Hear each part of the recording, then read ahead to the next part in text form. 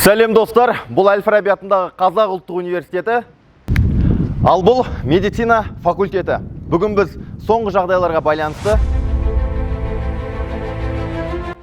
жергілікті тур компанияларға алғашқы көмек көрсету бойынша мастер-класс өткізетін боламыз. Ендеше кеттік.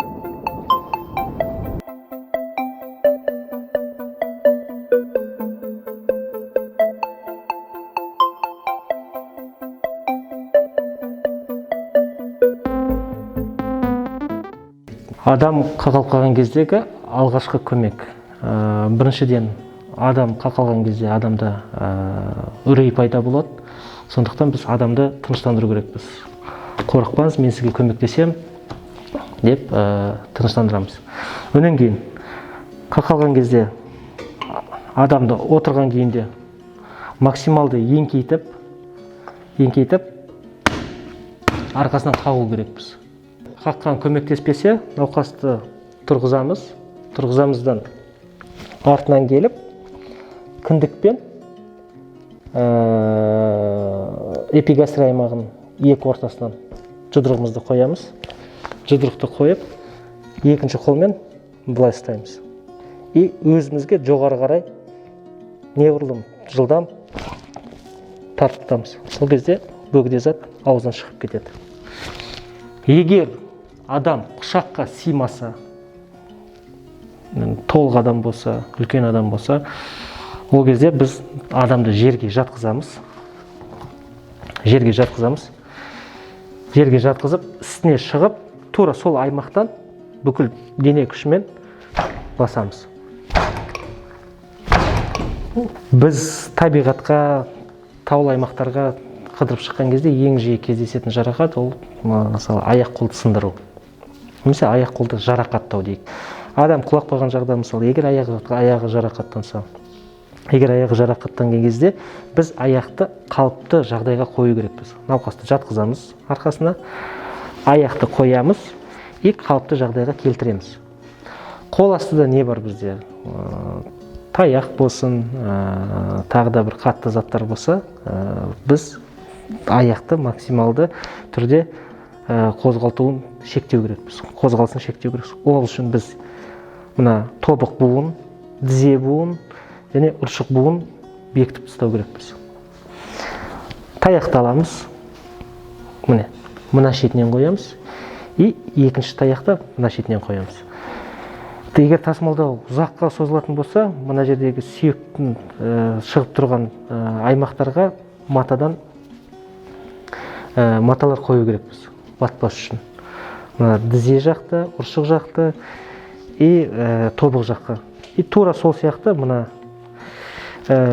екінші шетінен қоямыз. И мына шапқа қоямыз. Егер қолтығына жетсе, қолтығына қоямыз. Осылай бекіткеннен кейін біз қолдағы затпен аяқты осы екі неге орап бекітеміз, екі таяққа. И сол бекіткеннен кейін біз тасымалдаймыз. Тобық буын бекітеміз, тізе буын бекітеміз и ұршық буын бекітеміз.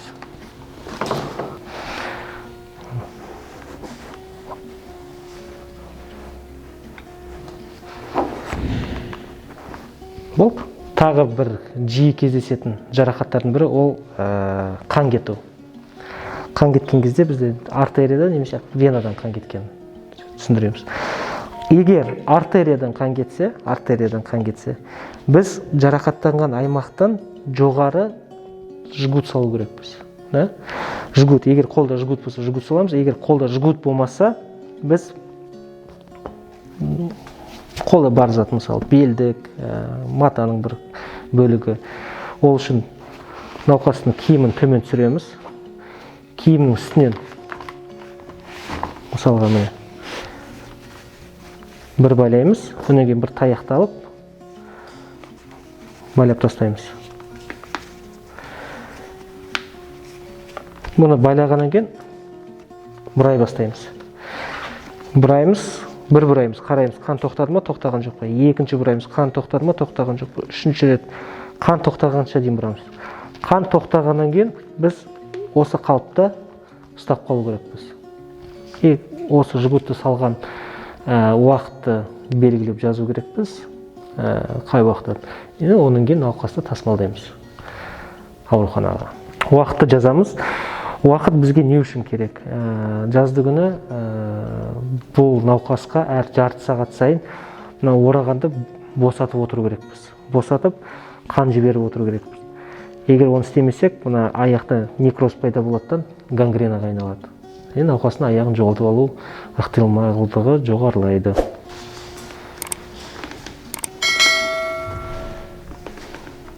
Егер венадан қан кеткен кезде, бұл жерде артериядан қан кеткенде жгут салудың қажеті жоқ. Венадан қан кеткен кезде біз венаның жарақаттанған аймаққа қысып, қатты орап тастау керекпіз. Мысалға, мына жақтан қан кетіп жатыр. Соған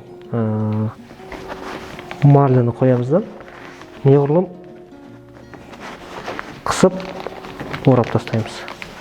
Қан тоқтағанша дейін. Осы күйде біз науқасты ауруханаға тасымалдаймыз.